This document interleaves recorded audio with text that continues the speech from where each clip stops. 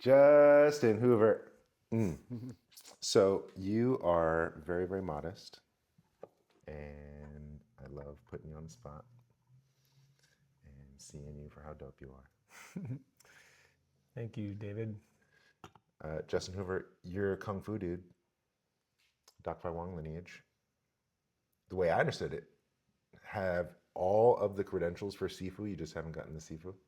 I mean, no, not really. I think that there's always more to study. Right now, I'm technically ranked like brown fringe level with like 4 stripes, something like that. And I think technically you have to take a couple more tests to be at black fringe at black. But I've stopped testing new forms because I just there's so much to just know and learn with what we already have. There's like over 35 forms that I know across the disciplines of weapons and then animal styles and even drunken style, Phoenix eye fist forms. And it's just like all these things that, to continue there, I don't really feel like I need that right now. And I'm not trying to be running my own school. So, but I mean, I help teach. I was in charge of a lot of sparring for a while there. I've helped taught classes and forums and everything. And I still continue to go and support the teachers who are there.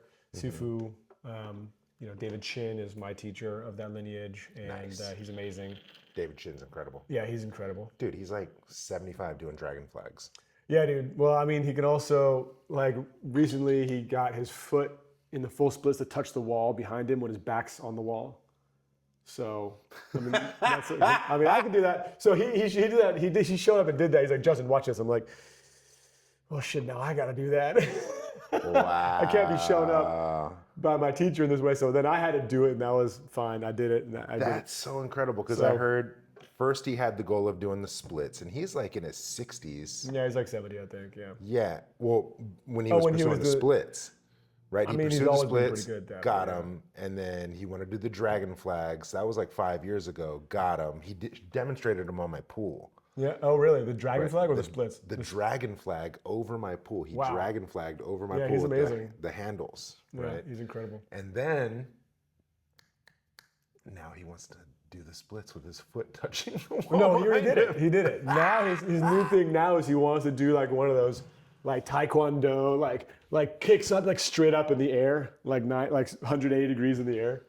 And so I'm like, all right, that sounds like a good new goal. But he's like, the reason he's amazing is, well, first of all, he does these things, but he always sets these amazing goals, which pushes us, his students, to continue that. So, he and I are working on advancing some of the 2-person forms that are higher in the curriculum. There's advanced 2-person forms. There's 2-person hand forms and 2-person weapon forms. So, I would love to one day have that title Sifu. I've been at it for almost 20 years. I started it's been 20 years.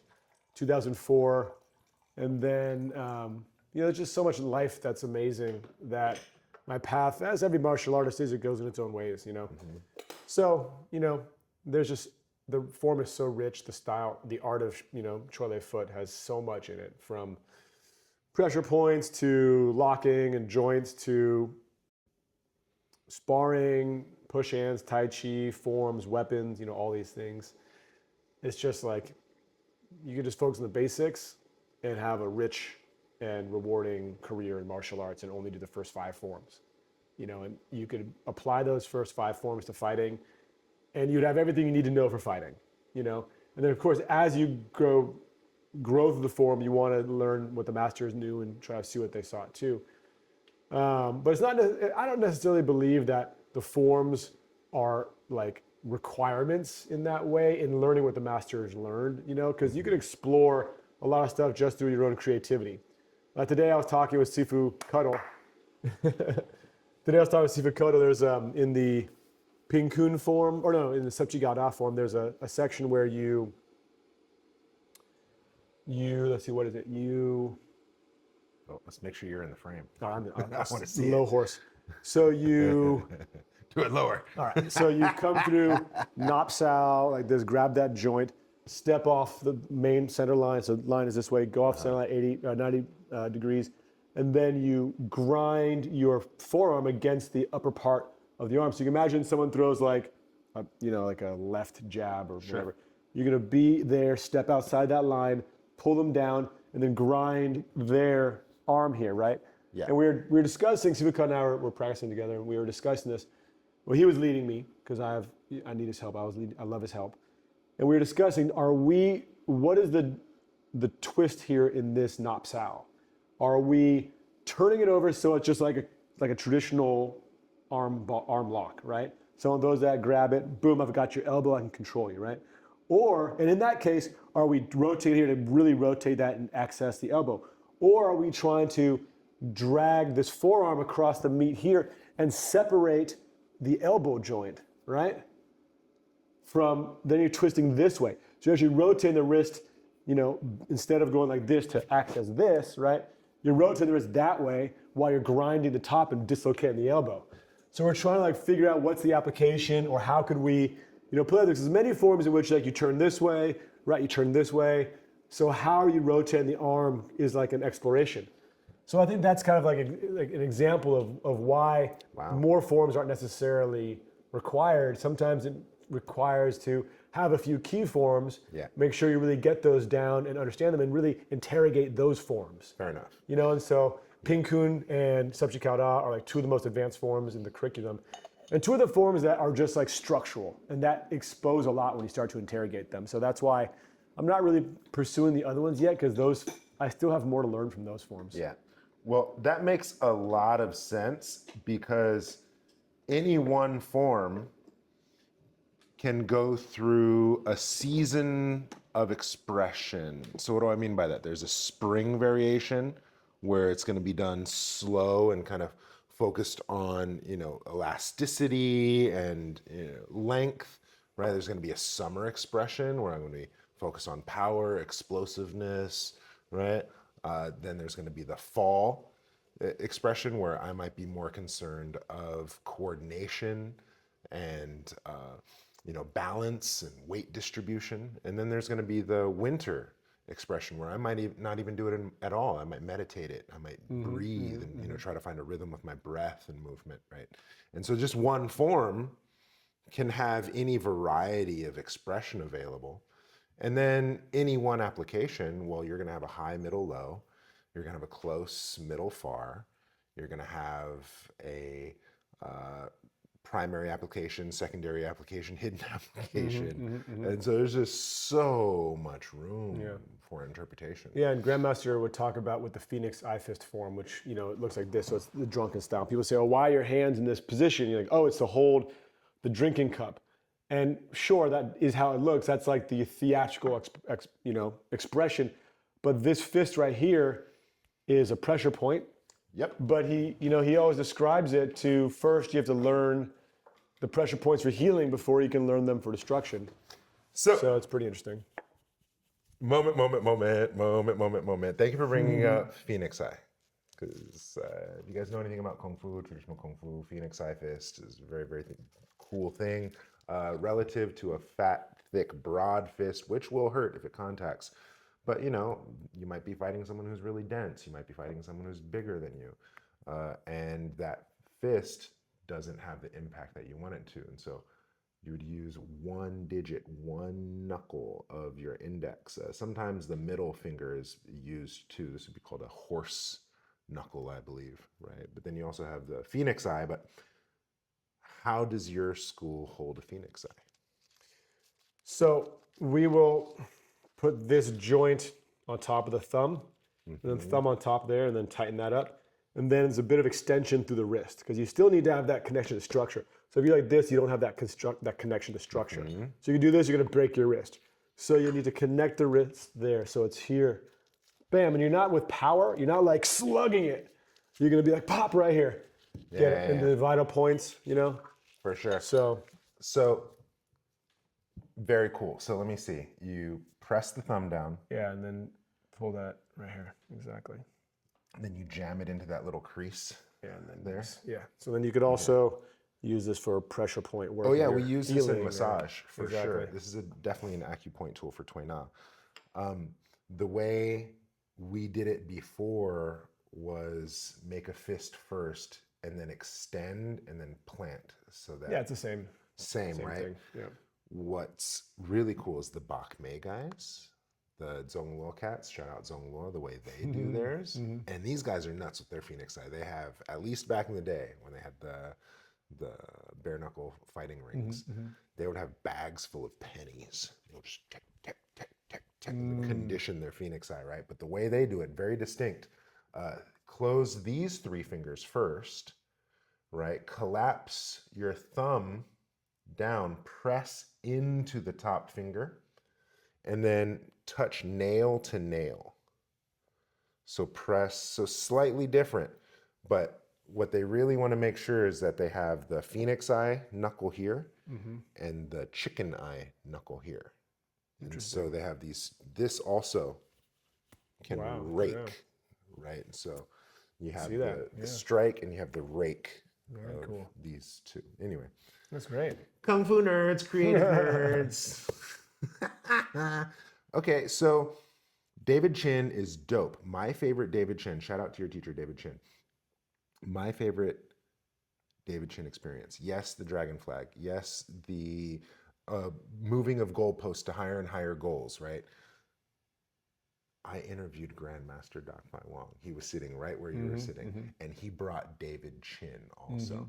And this was early in my interview thing. I didn't have all the microphones set up, so I had my mic, and then I had one mic that those two could share because I thought David Chin's here. He's going to talk too. He didn't. He was just the solemn bodyguard the entire time. And then Grandmaster is so soft-spoken. Here I have one mic for them to share. The mic doesn't even pick him up. And so, you know, anyway, that's David, he doesn't say a lot. Dude, an hour and a half. He just sat there like this, stoic. I'm like, dude. Yeah, he's a man of few words, but he can teach you Kung Fu like nobody else. He's amazing. So is he one of Grandmaster's original students? Yeah, exactly. Yeah, there's a handwritten log that shows all of his students as he was getting students. And I think Sifu Marquez was, I think, his first. And then there was 1 or 2 others. And so he was within the first few of his students. That was a long time ago. So Sifu Chin had been practicing and teaching for longer than most of our lives. He's really amazing. So the first day I came into the studio, I came into Sifu Chin's class. It was the middle of the day. It was a daytime class. And the lineup was amazing. There was like probably maybe a dozen or a little bit less than that, maybe 10 people. And there was Mr. Chin. And Mr. Chin is maybe 5'8". You know, he's not too big. He's not a tall guy. Maybe about that tall. And he used to have hair on the sides here that, you know, sometimes like part over a little bit. It was like, you know, he's bald. He's bald up top. And since he went totally bald, he's now like shaves his head bald. But he, for a while, had some side hair to look like a guy with hair. And then he had this big lump on his head, and it's still there. And the way it goes is that's his horn. You know, he's got this one horn. But I think there is some history there. Like I've heard of some stories about it, but I don't know. He has this lump on his head right here. So I come in, and the teacher's standing there. He's cross-armed, of course, looking, you know, angry. He's got his lump on his head. And then he's just very strong looking, you know. And then in the class, there was 3 or 4 kind of like Chinese Americans of generic build, you know, like your normal kind of everyday people. And then there were 1 or 2 just like tough looking tattooed Chinese gangster looking kids, you know, from the Sunset. And they're like, you know, probably 24, but like obviously like tough kids. And then there was one like G.I. Joe looking guy, this white guy who was like crew cut, and you could tell he was the assistant, so he was looking pretty tough. And then there was one guy who, he was an old good friend of mine, Dave Rodriguez. We became good friends for a long time. We trained together daily for years. Just all face tattoos and like crazy. He like removed one of his teeth and had a black tooth put in. His earlobes were this long because they had stretched them out. So what he did is he tied them up like this. So his ears are tied in a knot. And just like this crazy looking guy, just thin. He's a vegan. He's like all green because his whole body is covered in tattoos. And then there was another guy named Luis who, you know, everybody comes and goes. So Luis left after a couple of years, but he was big. He was like probably 6'3". And you could tell he used to be a farmer. He was like strong like a farmer. And he was Brazilian. And he had a scar that went like this and a milky white eye. Wow. Just like 4 fingers cut off like this. So his hand on this hand is just like short fingered club. Nice. And you're like, what is this assemblage of fucking characters. You got this tattoo guy, you got these gangster looking kids. What a You got this ragtag like bunch. Brazilian assassin. And Mr. Chin just like presiding over it. So the first drill he had us do, like warm up, whatever. First drill he had us do was just like sidekick, boom, to the bag. And I just like, first time I ever done it, right? I just connected. And I sent my dude like off the ground and into the wall. And I was like, oh shit, I'm home. Like this is my home. I have found where I'm meant to be. I've been missing. I'm sorry it's taken me so long to find you, but I'm home now. And I just never stopped kicking people in the face. Like that was it. What a fun fucking story, bro. Yeah, Wow. so that was, and you can tell by my just excitement, like I just loved it. And I just was profoundly moved by the art. And kicking was my thing for years. I spent a long time developing my sidekick. And fortunately, I'm very flexible just from years of being an athlete. And I'm decently strong. I'm not exceptionally strong, but like I'm acceptably strong. And so my sidekick and my straight kick and my roundhouse, all these became very strong. They're my bread and butter for competition fights for years. And then I realized that my main area of growth wasn't not going to be my kicks, and that to be a better, more overall fighter, I was going to have to come in with this. So I really started to focus. I stopped kicking. I started to focus only on my hands. So like when I was training, I would tie my legs together so that they were at a pretty high stance, so I couldn't like do an extended stance, right? Because I'm also pretty long. Like my body is like really long. I'm like really well designed for point sparring. Actually, point sparring fighting is like what my body was built for. And I tied my feet together so I could only use my hands for fighting for years. So I only used whatever this was for like fighting. So you fought at a handicap. Yeah, so I would do that, and then I brought them together, and I feel really well balanced. And I don't use my legs very much. They're kind of just like lights out for right now, or for controlling. Like if there's a beginner who's at a distance, who I want to keep at a distance, I'll just throw that like front leg jab just to freeze them, right? Just freeze them when they start to enter my distance.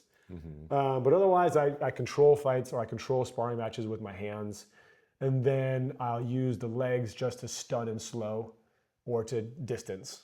Okay. And the other time I'll use it is like when I've got that boom, boom, boom combination, I can get around and just lay that head kick down and just like lights out, you know? But I don't fight to hurt people, and I don't participate in knockout competitions. So it's just like when I'm doing that in a sparring match, I'll like just like tap or touch, or I'll wrap the head and neck in my legs and then bring them down to the ground. I'll take them down with like a leg sweep to the head that would have been like a boom knockout kick to the side of the head or the temple. And then I'll just wrap them up and bring them down. So there's a thing in samurai culture where if I cut off your top knot, that's worse than having your head cut off, right? Because then you have to deal with the shame. So if you get taken down, if you get hugged in the face by this man's leg and taken down to the ground, you might as well just kick people in the face. I don't know, man. There's a lot more mess to clean up when you break people's noses. So, sure, but the shame. Yeah. There's this one really wonderful young woman who used to train with me, and she was a war photographer. She was punk rock. She was super punk rock. She was like, obviously hadn't gone to school. She bought a camera as a young person to start taking photos, and she was kind of nuts. And so I love the young woman. She was a great friend of mine for many years. I used to, in sparring matches, she was very light, so it'd be not hard to just like drive a heavy punch in and just like kind of collapse her lungs and be like, oh, my air's out, right? And just be done. So I didn't really hit her hard. What I would do is we used open hand gloves at those times, so fingerless gloves. So we would have like, those old school ones for like point sparring, those red ones with the thumb guard. We used to wear those, but they have open fingers. So I used to like pick at her uniform, and I would like take off her helmet. So she'd be coming in, I'd be like, whoosh, and I would just grab the helmet Velcro strap. Then she'd come in again, she'd like fix it, I'd come in, I'd be like, come out, and I'd like grab the wrist strap, and I'd like take her wrist guard off, and then I'd come around her and be like, all right, whatever. And so, it was fun, it was a lot of fun, and there are ways of like messing with people when you're sparring that I just love, because it's, you're refining, and so you have a challenge, right? Yes, a light person, I outclass her in rank, in weight, and in power. It's like, it's just not fair, I've got 30 pounds on her, and I like stand like half a foot taller than her, it's just not fair. So you find ways of working with them. There's like a participatory education thing there. It's like, I just don't want to punch her in the face. So I'm going to go, bam, grab it and just see if I can. And that's a challenge for me too. It's like, do I have that precision? Like, because what does it apply to? Eye strike, right? What if somebody has those ears that are hanging down? Grab the ear, pull it down. You don't have to knock them out. Just grab their ear. You got control of them, 20 pounds of pressure will rip off an ear. Yeah, exactly. There's a really famous Green Beret that my father knew, actually, and he used to say that he was being robbed one time at knife point at an ATM. The guy said, "Give me all your money." And in the time that it took him to finish his sentence, he had reached out and ripped off his ear and gave him his own ear. So, there are like ways to like apply this that are just like amazing. So, I'm practicing grabbing that head strap, but what is it for? Bam, Rip your ear off. Fujao right there. Grab the ear, pop the side of the head, bust the eardrum, rip the ear. Whether it's going to come off or not, I don't know. Depends on the person's ear, depends on my contact. But, bam, right there, just like that. The ging right there, that pop right there, it's all you need for 95% of the population. I don't care who you are. You bust your eardrum, you're gonna be like, whoa, and then we're friends because because you're not fighting anymore. You're on the ground. I'm calling the paramedics. That's a callback. We weren't talking on camera at that point, but his grandmaster, Doc Fai Wong, shout out Doc Fai Wong. I'm still on his WeChat thread, by the way. Oh yeah, I don't listen to that anymore. I'm sorry, Grandmaster. I got too many people testing me. But I interviewed him earlier, right, as I'd mentioned with David Chin here, and I asked him how he would fight, right, and how he took on challenges and how he would go to tournaments, because that was a big part of his claim to fame, was winning in tournaments. And I said, "How did you fight?" And he said, "Oh, I just hit their arms and hit their legs so they can't punch and kick, and then we were friends." They couldn't hit me anymore, so we were friends after that. Yeah, GM's got a really great sense of humor. He's always got a joke, and he's a funny guy. Mm-hmm. Yeah, thank you. All right, so where else do you use your Kung Fu? Oh man, well, so I do a lot of education, so sports education. So obviously I'm teaching Kung Fu classes sometimes, and then I use it when I'm teaching other sports. So I'm wearing this dorky volleyball shirt, and shout out to these guys. A really good school. It's called the Better at Beach Group, and I am a student of theirs. I like to train with them. I like to play volleyball, so I go and study in there. They have these camps on the beach, and it's like super fun. Anyway, I teach a lot of volleyball. I coach at a bunch of schools, and I coach club, and it's just super fun. And I actually have been playing volleyball since I was a kid, so it's part of like what I did as a kid growing up. Okay. And then I put it away for a long time, but I came back to it recently, and so actually I used a lot of my Kung Fu for that because part is breathing. It's like you learn in martial arts to breathe, because if you're not breathing, you just get knocked out. Yeah. You can't finish a round. Not even knocked out, like you just can't finish a round. You get nauseous and lightheaded, and you just have to sit.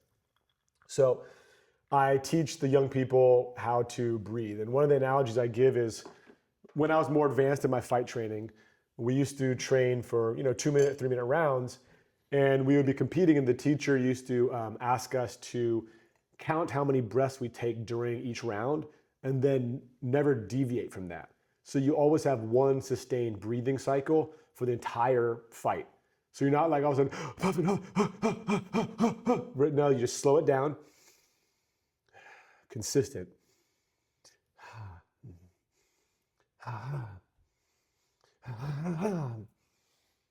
You have that sustained diaphragmatic like system that slows your nervous system. So I teach my young people breathing techniques to maintain that and manage that. And then, that's like fundamental Kung Fu right there. It's just how you breathe into your belly. Yeah. Basic Qigong, right? And then I use it. I teach the square horse to everybody.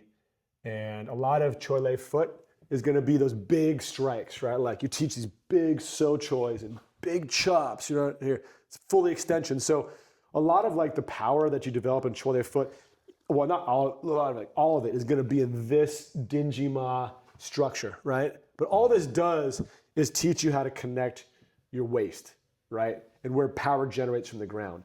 So I teach a lot of people about like root power and how that connects to the core.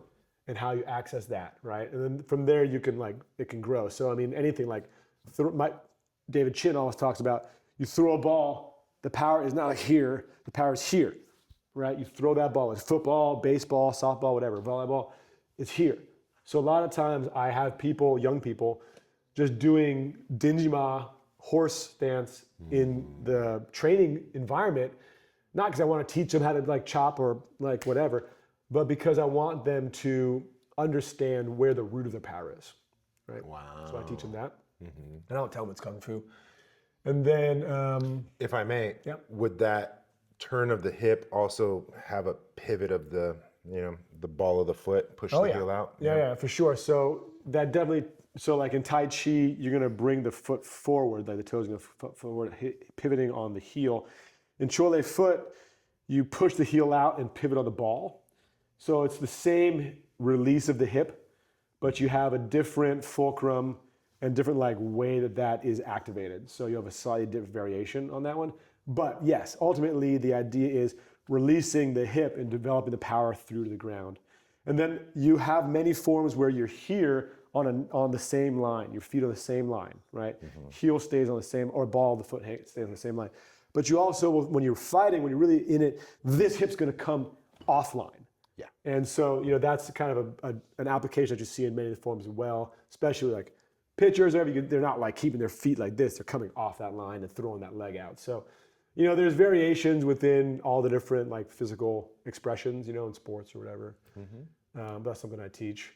The mentality is a big important thing that I teach, Mindset, yeah. Kung Fu is all it's about moving and doing and working beyond what your mind tells you can do. So your mind is going to give up and be like, I can't do it anymore. And your body's like, I can't do it anymore because my mind told me that. And you got to disassociate that. And you got to tell your body not to listen to your mind. And Shout be out like, David Goggins. right? Yeah, your mind is actually a lot of times the thing that goes first because you expect to be tired.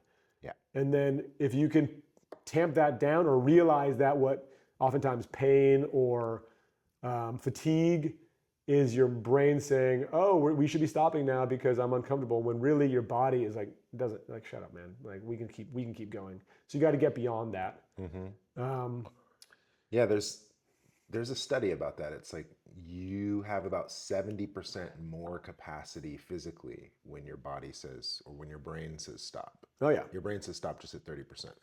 Yeah, so yeah, exactly. And a lot of times it's also your brain is telling you that you're done because you're being inefficient. And so Goggins is he's that marathon runner, right? You see that? Can I chew on that? Your brain is telling you to stop because you're being inefficient. Yeah, so you don't, your body's inefficient and your brain's like, we can't do this. And it's kind of right, you can't do that. So you got to relax. So the way that Sifu Chin teaches that is that he'll put you in for 5 minutes just to burn out everything, just full burnouts. And then be like, all right, now you're fighting. And you're like, I'm made of rubber, Sifu, I can't lift my arms. And he's like, well, you're going to fight now. And then then you got to find that efficiency, and your body's like, okay, is your stance efficient or not? Is your breath efficient or not? Are you holding it for a moment? Are you, not fully breathing out? And your body finds the efficiencies if it stops listening to its brain. If your brain keeps going and if it wins, you're like, okay, I'm going to stand up and go away now. It's like, okay, well, did you really work the hardest you could? But if you're at that point at which you're able to quiet your brain and just let your body be itself, then without those distractions, those expectations and those desires, then you find you can learn efficiency in the physical movements. See? See, he thought he didn't have anything to share. I just came for the tea, man. I just came for the tea.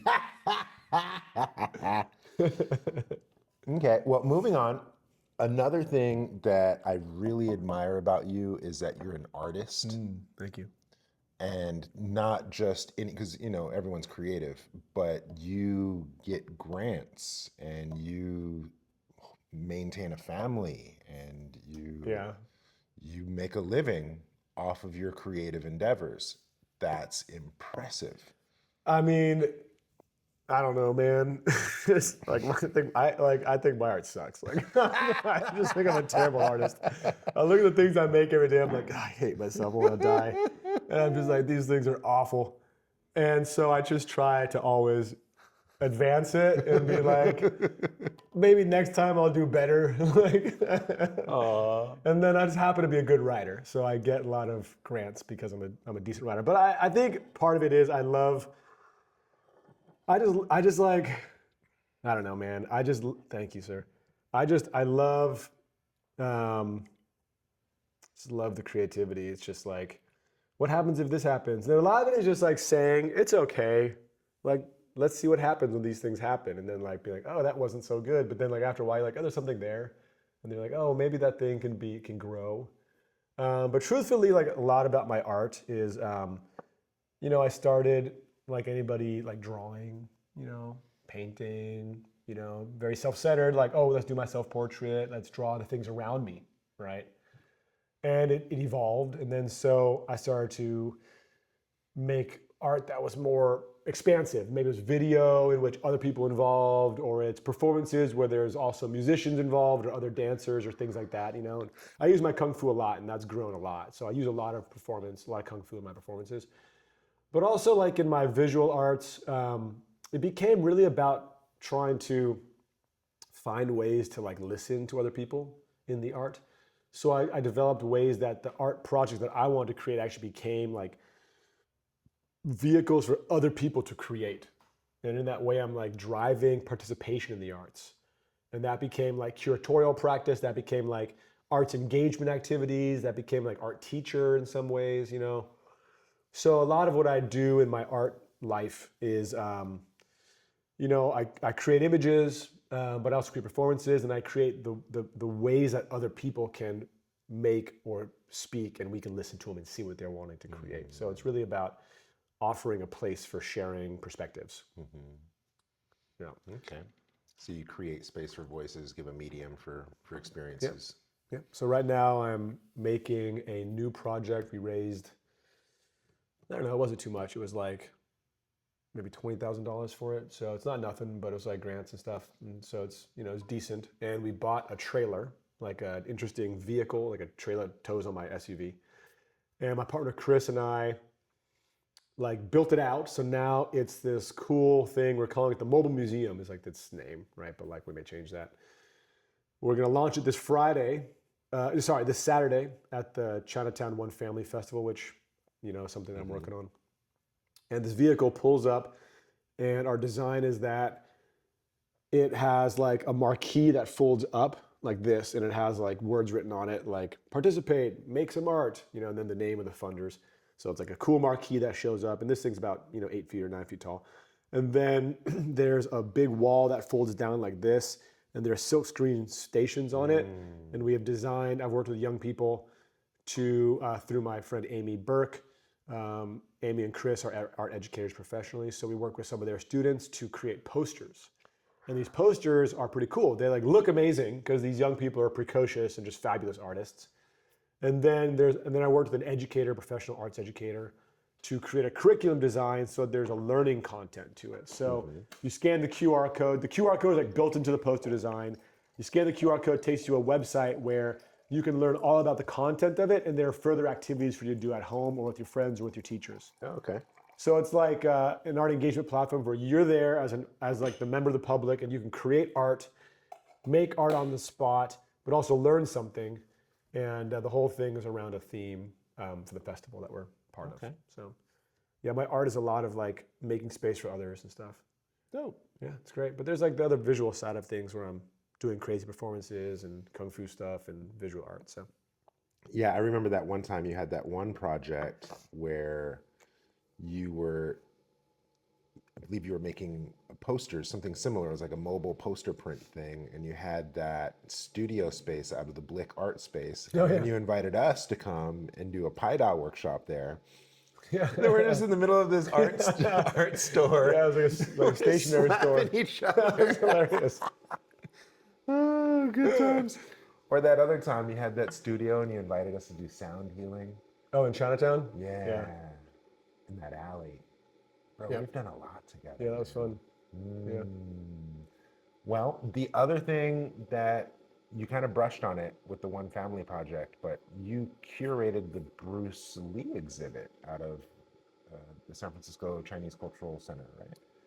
Yeah, it's called the Chinese Historical Society of America. It's in San Francisco, Chinatown, and during the pandemic, they wanted to kind of like rebrand and drive forward their programs, and they had an old exhibition that was about the Chinese in America. Interesting show, but it was outdated. It was kind of like not bespoke. It wasn't like about San Francisco. It was kind of just generic. Actually, it's really about the East Coast, but it doesn't matter. So they interviewed me. They hired me to kind of lead that new era for this institution. So I got involved in that space, and I brought in a lot of work. Did some fundraising for them, did some human resources, trying to build the team up, and did some curatorial work. And so there was a curatorial team of like writers and authors and like creative managers and other curators involved. So there was, you know, I guess his name was Tom Lee, and then a couple of African American curators, these two women that are brilliant, and then a project manager, and some other writers involved. So I had this team together, but none of them really had a lot of experience working in curatorial work in the Chinese American community. Some had done some other kind of work, maybe some. The two women who were curators were Melanie and Melora Green, and they did their own art spaces, and they'd had a lot of experience, but they were only doing a portion of it. So my job is kind of like bring all these voices together and kind of create this exhibition. And so that's what we worked on. And what's funny is like they're like interviewing me for the job. They're like, "Who's your favorite seafood thing?" I was gonna say Bruce Lee because it's all about Bruce Lee. And I was like, "Well, of course Bruce Lee's the man, but like, Lao Bun is historically the man in America who brought Kung Fu to America." Which is just an amazing story right there, which we could do a whole history on him.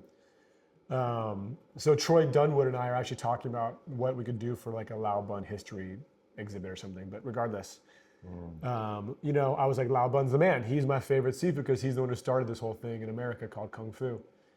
And Bruce Lee, of course, is the man. Like everybody loves Bruce. Bruce was amazing. So the One Family Festival, the exhibition is called "We Are Bruce Lee, Under the Sky, One Family," because he had said, "Under the heavens, under the sky, we are but one family," talking about all races or all Kung Fu practitioners, So what CHSA wanted to do is broaden their audience and be like, the history of the Chinese in America, sure, it means a lot to the Chinese in America, but it means a lot to all Americans because our struggle is in parallel with other struggles. And our wins that we gain for the Chinese in America are wins that are gained for all peoples in America. So brilliantly, the institution said, let's work on how we can reach out to people in different races and ethnicities and cultural classes and, different identities and see how we can bring people together in the CHSA as opposed to only keep it for the Chinese in America. So that's what the One Family Festival now is about. The author Jeff Chang, who's an amazing writer, he wrote The History of Hip Hop, Can't Stop, Won't Stop. Can't Stop, Won't Stop, yeah. Great book. He has a new book coming out called Bruce Lee, Water Mirror Echo, Bruce Lee and the Making of Asian America, which is pretty amazing. So that just launched, and he came to me, and we've known each other before, and he said, "Hey, I want to do something in San Francisco, a book talk or something. What can we do to reach these goals?" And our goals were pretty similar, broadly popular, diversely inviting, engaging in multiple ways. We thought, well, let's see if we can raise money to do a block party for this.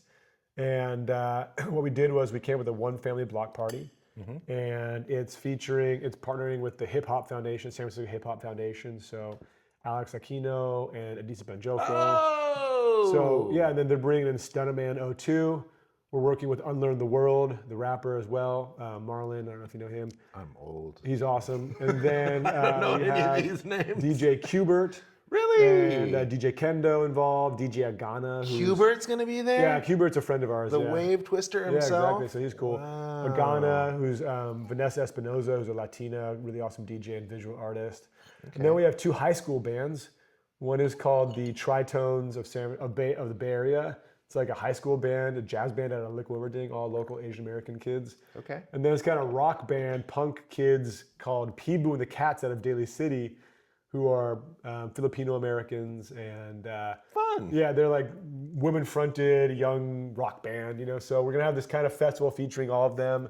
Our mobile museum is gonna be there, giving out posters that you can make. The San Francisco Public Library is going to have their bookmobile there with activities and games. We're going to have the California College of the Arts doing a hands-on clay project. Bro, this is going off. Yeah, man, it's going to be cool. Jeff Chang is going to be there signing books and giving readings. Okay. There's food and drink all on the alley. We're on Waverly Alley outdoors. So I can bring my 4-year-old. Yeah, for sure. Lots to do there. Lots of fun stuff. And then there'll be some vendors selling their wares and stuff, local artist people, and more. Like, there's cool stuff. So, you know, as this kind of creative person, you know, who's Chinese American, my mother is from Taiwan. She's an immigrant here.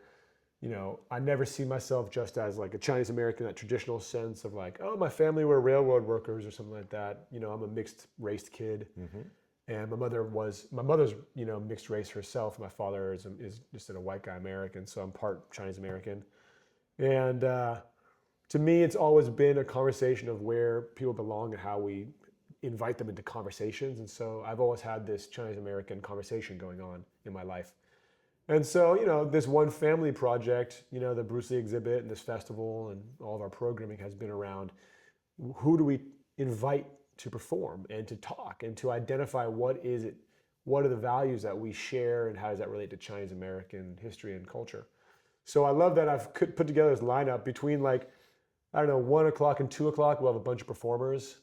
And one of them is Adisa Banjoko is going to be talking with Jeff Chang on stage about hip hop history. That's my BJJ coach. Yeah, he's awesome. He's a good friend of mine, 64 Blocks. You introduced me to him. Thank you. Yeah, he's a great guy. Yeah. And then after that is Troy Dunwood, who I mentioned, who's an amazing Sifu, who studied under Richard O from Yao Gung Moon, among other spaces. And he's African-American too, so that's interesting to see one African-American martial artist followed by another. And if I may, to have a surname Ao as a martial artist, bro, It's perfect. it's like your name is Fist or Kick or something like that. Your name is Ao. That's so awesome. Yeah, if I was going to change my name, it would be Sifu Black Eye. Oh, man. Imagine you smack somebody. Ow! I was like, yes, you called me. Yeah. Sifu Contusion. Oh, man, look at this bruise. That's why people watch this show, by the way. Yeah, It's so, silly humor. yeah. So then, and then after him is Sheldon, right? Yes. Sheldon is another African-American Tai Chi Kung Fu master. He's going to be there performing. And then we're going to switch to the musical performances. So Stunnaman's going to go on for a 15-minute set, and then Unlearn the World's going to follow after that. Then we're going to get into the DJs and the music. So it's pretty amazing, this you know, stage with, you know, African-American artists, Asian-American artists, Filipino artists, you know. Yeah. It's going to be cool. It's going to be a lot of fun. That's cute. And Qbert, Daly City's own, Qbert, shout out Qbert, won so many DMC competitions that they barred him from competition. He's like, you're too good. Yep. You cannot compete anymore. You always win. Stop it. Yeah, that's how it goes. Yeah. Qbert. Yeah, he's pretty amazing. He's like a big deal. I was into nightclub promotions in college, and a team that I was a part of booked Qbert, and we paid him $2,000 and flew him out to Hawaii. And it wasn't, you know, he has a home in Hawaii, right? He spends a lot of time in Oahu, so it wasn't that hard to book him. But we charged was $2,000, and he demanded an extra $5,000 because he saw how many people came and he was the headliner. Oh, really? Full on gangster move. I can't knock it. Full gangster move. But he's like, oh, this many people came? You're paying me how much? How much are the tickets? No, 5 more thousand. Yeah, nice. And he's like, what, you want all these people to be mad that I don't play? And he goes, So he kind of strong-armed us. Yeah. So we pay him the extra money. He must have had beef with my promoter or something, or the other teammate, because then he goes on stage and it's the weakest performance.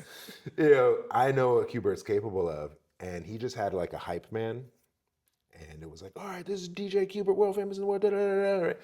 And he just, show us the transformer scratch, show us the crab scratch, show us the scratch. He did like a glossary of 10 scratches. All right, y'all, I'm out. That was funny. it. It was so whack. That's funny. Yeah, I don't know. I mean, many, Remember that, Qbert? Do you remember that? many stars got their own style, their own issue, whatever, you know, so I can't speak to that. I just know he's always been good to us. He's performed with us one other time, you know, so we're glad to have him, you know. So it's DJ Kendo also is a good friend of mine. So they work together. So DJ Kendo. yeah. Is he also in the Scratch Pickles crew? I don't know. My history is not that deep in that regard, but he's helps manage him, and he's a local cat, and they're both cool kids. So Well, now I feel bad because I talked shit about DJ Hoover. see, I edit that out. Oh no, it's that spicy stuff. That spicy stuff that gets views. Yeah, let's start the beef. Let's get it going. Q-Bird is calling you out. Get down here. We're gonna be rolling on the mats. BJJ, he called you out. Yeah. You battle me in BJJ, I'll battle you in scratching. We'll both lose. It'll be fair. Let's find ways we can all win. Let's how about that. This weekend will be a nice time that we can all get together, share some mooncakes, have some bubble tea on Waverly, listen to some music by some other people, make some art together. We can all win, right? Isn't that the Tai Chi way? Yeah. The gentle way? I'm going to bring this camera. I'll be documenting. It'll be fun. I've never met Troy Dunwood before. That'll be nice to meet him, shake his hand. I'd imagine it'll be a lot of the local schools will be in attendance too. I haven't done a lot of outreach. I need to do more. I need help. So if you can help put the word out, I'd love to see folks there. Okay. Yeah, I'll put it on my socials and I'll put it on my newsletter. Oh yeah. One Family Festival, October 4th, Saturday. Starts at 1 to 4. We'll be set up all day, so roll in at 12 if you want. We'll have some music going, but the performances start at 1. We're starting with Jeff Chang talking about his book. I'll be moderating it. We have a new book about Pancho Villa coming out and how he's inspired by Bruce Lee as well. That's by Bernard, PhD, Dr. Bernard. I forget his last name. I'm so sorry. But he's connected with Biani Arts is how I know him. So Biani Arts is going to be involved there. And we'll be talking with Jeff Chang, Adisa, about the history of hip hop, and then the Filipino connection there to martial arts. So it's going to be about a discussion about martial arts as a form of resistance to empire and imperialism, and what that means in America and the development of Asian American identity. So obviously Bruce Lee is a key part of that conversation. Wow. Yeah. So that's what we're working on. And then from there, like I said, after that talk is done, about 30 minutes, 40 minutes, then we're going to go into music and performances. So, show up at 1 o'clock and have some fun. And it's San Francisco Chinatown. Actually start working there way earlier so you can park. Yeah, or come into the Rose Pack subway station. It's right there, a block away. So it's easy way. Oh, okay. Right on. Last question. Yeah. What's next for you? What big project do you have? What goal do you want to pursue? Well, I mean, the overall goal is just make sure your kung fu continues to be good, right? So what I've done is actually I've made the conscious choice to stop practicing a bunch of different forms. Like I said, I know like almost 40 forms. And some of them are short. Some of them will be like 60, 70 moves, so it's pretty short.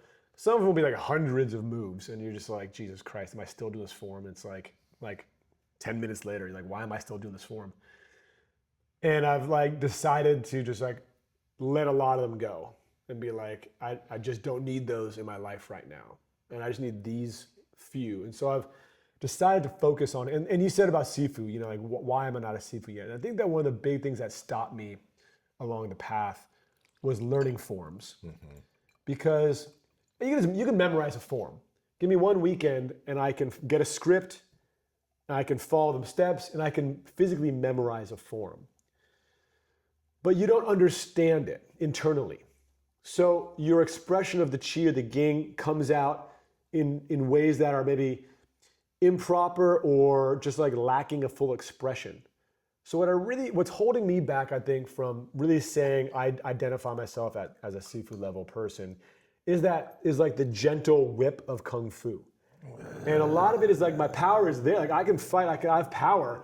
And like sometimes, wham, it's there. And I can build it in the forms that I know, But I really want to take a few of these really powerful structural core forms and just really just know them so intimately that whipping power is throughout it.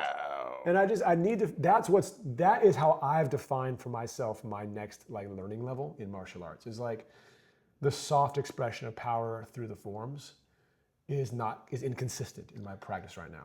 Damn. So, that's what I'm trying to build on. And then, I know for a fact, like, if I want to get the black sash on the black belt, I'm going to need to finish, I think it's like 4 more forms.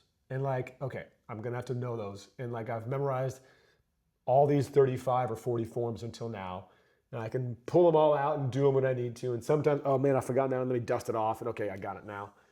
But where do you develop the whip? And you develop the whip when you just have like supreme confidence in those few moves, right? And you're never going to develop supreme confidence in a few moves if you're like all over the place with all these different forms, where you only do one move. Yeah, sure, your practice took you 2 hours, but did you do the same move twice in a row? It's like, no, it's always moving. So, while it's important to maintain all the forms, and I do like cycle back in my practices to make sure I have them all like somewhere. Right now, I'm just focusing with Brian Cuttle and with David Chin on like just really getting into a few of those and like very intimate with them, so that whipping, wham, is right there. That's my goal. And everything else, like, of course, I got to make sure my kids are fed and healthy and go to bed on time, and work is how I got to make my money and stuff. But like, that's my kung fu goal right now. Said he wants that whip power. I immediately think of a wet rag, that kind of that snap that you can get with it. But then as soon as I thought of a wet rag, I remember this saying by Jackie Chan, wet cloth don't break, or wet cloth can't rip. And I just saw my boy Justin, just like this unrippable kung fu, the unrippable kung fu whip. Yeah, it's hard. It's hard to develop that, and I've built it up to a degree. But talking with Sifu Dung also, I just had a straight up conversation with him. Hey man, what's blocking me right now, or what's like my growth area, And he was like, well, I think. It's not like knowing more forms. That's not going to grow you per se. So he and I talked about that. It's like it's like depth of knowledge of the internal power, and I think that's where I need to grow. Yeah. So I'm not really trying for those last 4 forms right now. Like I'll get there eventually. I don't really care. I don't really title whatever. I don't care about title. Call me Sifu. Don't call me Sifu. That doesn't matter to me. What I worry about and what I care about is getting that structure in place, maintaining my health, maintaining my aggression, maintaining my confidence, maintaining my mentality, and then trying to help my, collaborators. Like there are a ton of people I'm working with. So that's fire, man. That speaks a lot to your character. Thanks, man. It's Confucian value. It's like, I don't care about the title. I just want the qualifications. Yeah, exactly. You know what I'm saying? Because God forbid you have a title, no qualifications. I mean, we've seen that so many times. Like there's a ton of Sifus out there who I just like, shake hands with them when they feel weak, and you're like, oh, this is not working. You hear that? And then I was shaking hands with somebody recently. I forget who it was. Airbender. What's his name? Sifu. I was shaking his hand. He's like, good. That's a good kung fu hand. And I was like, goddamn right, that's a good kung fu hand. Shake that hand. And I was just like, web to web, get a grip. I know, right? Just like it's good to like see someone, And like he saw me, and I was like, I see you, man. Like I feel it.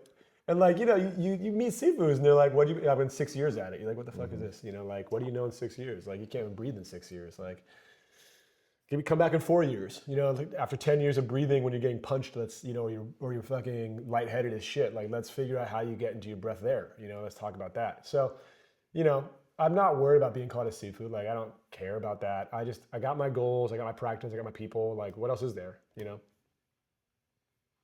said he'd have nothing to say in this interview. I am not saying nothing, man. Gems, just straight gems. Just coming for the tea. Phoenix eye.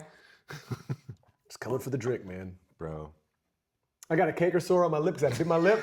I just needed to wash it with tea that was healing, and I didn't have any good pu'er. So I was just like, shit, man, I gotta. So I put on a dorky shirt. So I put on a stupid shirt and said, all right, I'll sit for your goddamn interview. But really, I just got this canker, so I want to go away through the washing with the pu'er. And it's helping. It feels better already, man. Whoa. Bit my lip. You guys see why I love him. Thank you, Justin. Where can people find you? I'm around, I don't have a website, nothing. I got a lot of websites. I don't care. You can find me at Find me on Instagram, Hoover Vision. That's a good one. At Hoover Vision. Okay. Hoover Vision. I can just imagine you with these like Hoover Vision Oakleys with your all volleyball speedos. Yeah, right. All right, guys. Peace.